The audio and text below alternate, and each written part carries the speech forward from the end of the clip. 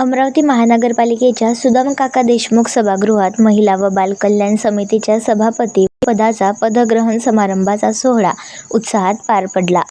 सौ. ममता संदीप आवारे, सभापती, महिला व बालकल्याण समिती, मनपा अमरावती यांच्या पदग्रहण समारंभाचे आयोजन करण्यात आले होते. या कार्यक्रमाचे अध्यक्षस्थान महापौर माननीय श्री चंद तेजवानी यांनी भूषविले. प्रमुख अतिथी म्हणून माननीय आमदार सुलभाताई खोडके यांची उपस्थिती लाभली. तर प्रमुख उपस्थिती म्हणून उपमहापौर माननीय सचिन भेंडे, गटनेता माननीय अविनाश मार्डीकर आणि समन्वयक नेते माननीय चेतन गावंडे हे उपस्थित होते. कार्यक्रम गुरुवार दिनांक 9 एप्रिल 2026 रोजी अमरावती महानगरपालिका सुदामकाका देशमुख सभागृहात पार पडला. यावेळी आमदार सुलभाताई खोडके यांनी महिला सशक्तीकरण या विषयावर सविस्तर मार्गदर्शन करताना महिलांनी स्वावलंबी होऊन समाजाच्या मुख्य प्रवाहात सक्रिय सहभाग नोंदवावा असे आवाहन केले. त्याच्या माध्यमातून महिला सक्षमीकरणाच्या माध्यमातून या ठिकाणी अनेक कार्यक्रम राबवले जाते. गेल्या 4-5 वर्षापासून महानगरपालिकेमध्ये या ठिकाणी नगरसेवक नसल्यामुळे त्या ठिकाणी महिला व बालकल्याण समितीच्या माध्यमातून जे काही कार्यक्रम होत होते ते या ठिकाणी अधिकाऱ्याच्याच माध्यमातून होत होते. परंतु आज या ठिकाणी सभापती आणि सभापतीपदी ममता आवारे आणि उपसभापती लताताई देशमुख यांची निवड झालेली आहे आणि यांच्या दोघींच्या निश्चितच माध्यमातून या ठिकाणी महानगरपालिकेच्या माध्यमातून 5% या ठिकाणी निधी महानगरपालिकेच्या महिला बालकल्याण समितीला दिले जातं आणि त्यातून या ठिकाणी महिलांचं सक्षमीकरण, महिलांचं उद्योग आणि उद्योगातून मार्केटिंग अशा माध्यमातून अमरावती शहरामध्ये निश्चितच चांगले ट्रेनिंग, चांगलं प्रशिक्षण आणि त्यासोबतच महिलांना उद्योगाची चालना देण्याचं काम या ठिकाणी होईल अशी या ठिकाणी आशा व्यक्त करते.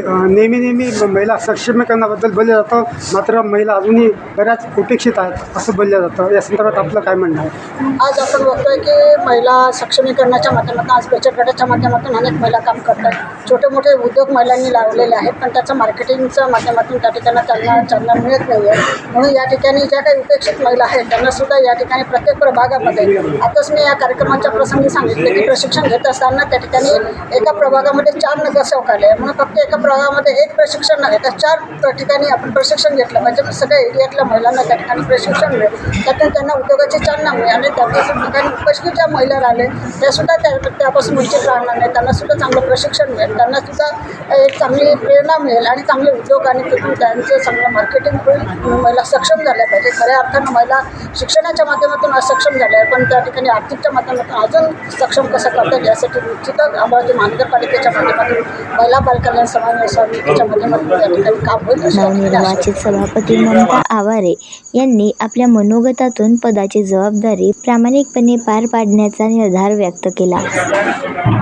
जी जबाबदारी माझ्यावर दिलेली आहे ही जबाबदारी काही सोपी नाही आहे आणि अमरावती शहरामधील महिला सक्षमीकरण करण्याचं हे महिला बालकल्याण विभाग आहे आणि महिला बालकल्याण विभागामध्ये जे काही कार्य ते जसं महिलांसाठी ट्रेनिंग आहे, बऱ्याच गोष्टींचे ट्रेनिंग आहे, ते ट्रेनिंग कशा पद्धतीने राबवायचे आणि त्याच्यातून महिला कशा सक्षमीकरण होतील आणि महिलांना कसे उद्योग मिळतील या मार्गदर्शनाचं जे ट्रेनिंग राहील ते मी पूर्ण शहरामध्ये राबवण्यात येईल आणि पूर्ण नगरसेवकला मी त्याचं मार्गदर्शन करेल की आपल्या शहरामधील कशा महिला सक्षम झाल्या पाहिजे.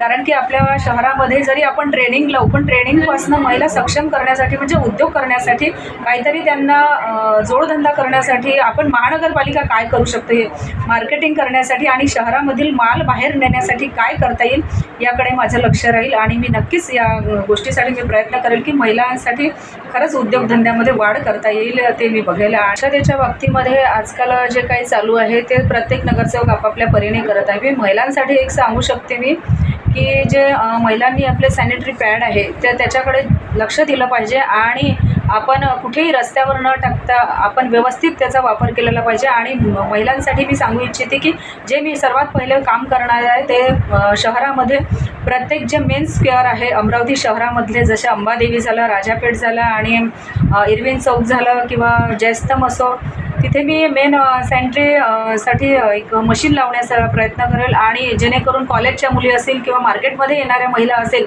त्यांना कुठेही त्या सॅनिटरी पॅडचा अभाव न होता त्यांना ते काम करता येईल यासाठी मी नक्कीच प्रयत्न करेल आणि महिला सक्षमीसाठी मी नक्कीच प्रयत्नशील राहील. धन्यवाद. तर उपसभापती लता देशमुख यांनी महिलांच्या सर्वांगीण विकासासाठी कटिबद्ध असल्याचे सांगितले. बालकल्याण सभापती म्हणून पक्षाने माझ्यावर जी जबाबदारी दिलेली आहे, सर्वप्रथम पक्षाचे मी मनपूर्वक आभार मानते.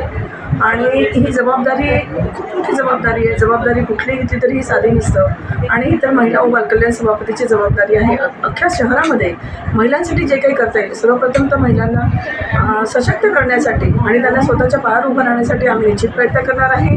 त्याचबरोबर बालकांसाठी जसं अंगणवाडीच्या माध्यमातून जसं पोषण त्यांना दिलं जातं, त्या पोषणासाठी सुद्धा आम्ही जातीने लक्ष देऊन ते पोषण मुलांना चांगलं केलं पाहिजे.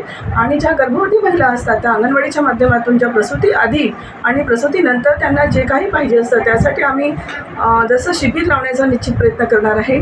आणि सर्व अमरावतीमध्ये जे प्रशिक्षण होतात महिला बालकल्याणच्या माध्यमातून, ते अमरावतीमध्ये ज्या ज्या कानाकोपऱ्यामध्ये झाले नाही, ज्या ज्या गल्लीमध्ये झाले नाही, तिथे आम्ही निश्चितच लावण्याचा प्रयत्न करणार. त्या निमित्ताने आम्ही महिलांना सक्षम करू.